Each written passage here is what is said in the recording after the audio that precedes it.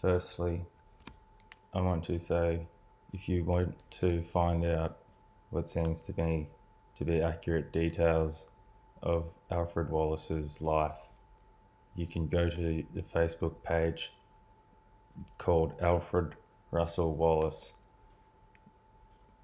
If there are several, it will be the most popular one. It is run, I believe, by George Beckloney. He seems to know a lot about Wallace and seems to be putting out more than anyone I've found about Wallace. I just heard his interview from the ABC, the Australian Broadcasting Channel, allegedly last night, and was interesting and good work. And it was made known that Wallace will be 200 years old in 2023.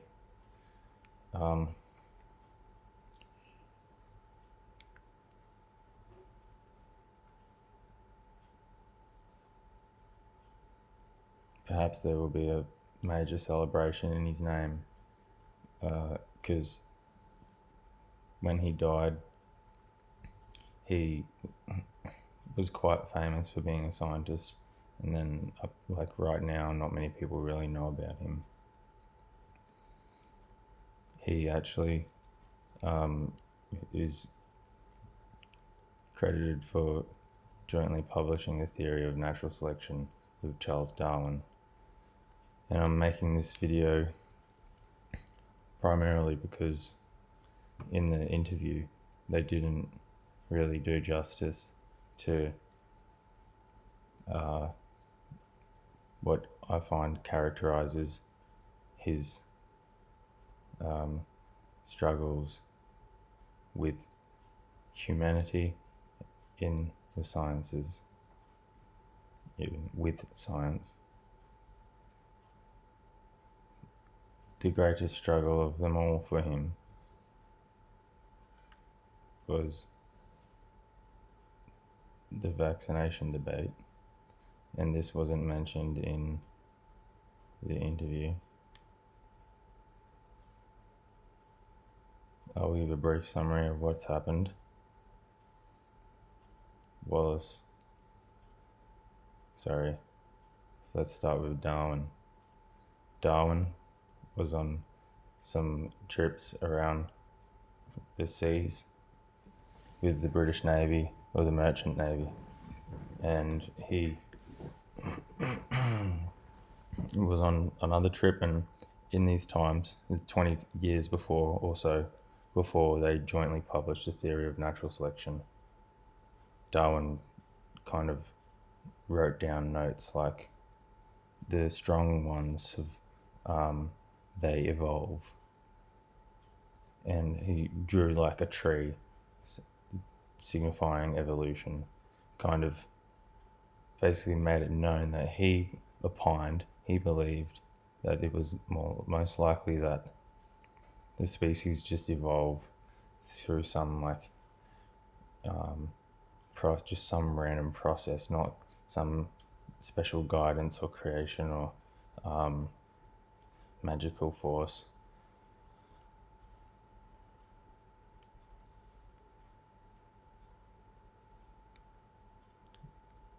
Alfred Wallace, what he did was, he said he was the first person, I say that he was the first person to write down the formula of natural selection, because to me, the formula of natural selection is what Wallace wrote down in Ternate, somewhere around Malaysia area. He said in this essay, here is the organism, it reproduces and it carries over, its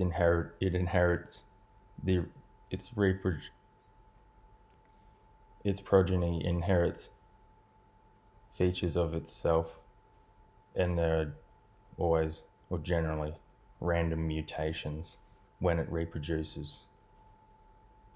And every organism has a different chance in this world, in this moving world and seemingly evolving geography.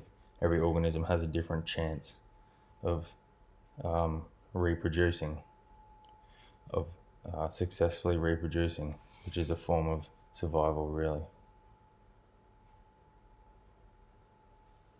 He said this is the basic formula, that in this world there is differential success in reproduction / survival.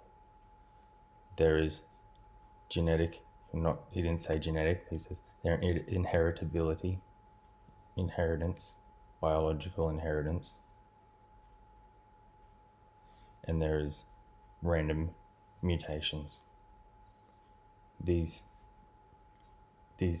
formula in this world, even if the landscape isn't changing, just over time, the species are going to change just due to the infinite amount of combinations of things that can occur on Earth in this situation. It's going to keep evolving and changing over time.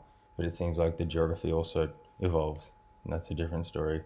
Wallace also made many maps in his time. Was quite the geographer. So Wallace put this essay together and Kamehameha sent it to Darwin, and Darwin basically was like, oh, it's ready to go, the big theory. And then Darwin presented this theory along with his best clippings of writings over the 20 years that he'd been a established naturalist or biologist in England. And he said, look, here's Wallace's essay. I've checked with the boys, they said it's all good, I should do this. I'm publishing it on his behalf, but we are both publishing, this is the theory of natural selection. Okay, here, read it. Boom. Yeah, we agree. The Linnean Society, the Royal Linnean Society of basically like the big gentry of England of the time said, okay, we think this is what we should teach in our institutions. This is the science of the origin of species. Darwin was working on the great masterpiece for like 20 years, and 15 months after he received the paper from Wallace, he published The Origin of Species, and it was very popular, even all over the developed world. And Wallace did a lot of debating, a lot of great debating. Darwin wasn't much of a debater apparently, but Darwin did his book did a lot of work. And I think that his book is one of the big reasons that he is the more well-known biologist. But I think the biggest reason is actually one that you can't really trace and prove and say, see, there it is. But I think that it's there's an industry that's kind of carried a whole culture, the English or the Western culture, even the vaccination industry. And Wallace died basically saying that, hey everyone, this is maybe the biggest, the most greatest delusion humanity's had. This is one big delusion and it's dangerous. And he died in that position in 1913. And